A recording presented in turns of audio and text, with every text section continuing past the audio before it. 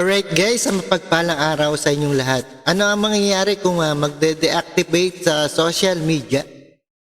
At panoorin po natin dito sa benefits of quitting social media, pagkakaroon ng maraming oras sa ibang mga gawain. By UNTV. Panoorin po natin ang buong detalye. And let's further do, let's get it on. Hi! Nag-deactivate na siya ng account. Gusto mo na rin bang mag-deactivate ng social media accounts mo? Pero ano nga ba ang benepisyo kung magde-deactivate ng social media accounts?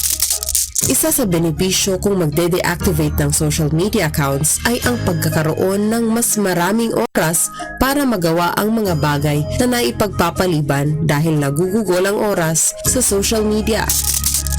Bukod dito ay makakabawas ng stress kung wala kang social media accounts.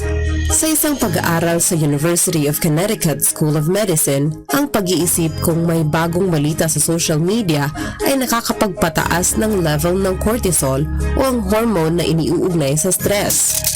Ang paghinto sa paggamit ng social media ay makatutulong din sa self-confidence dahil maiiwasan ang pagkumpara ng sarili sa ibang tao.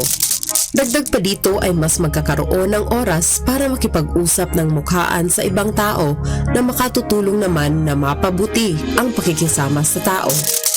Ilan lang ito sa mga benepisyo kung magde-deactivate ng social media accounts.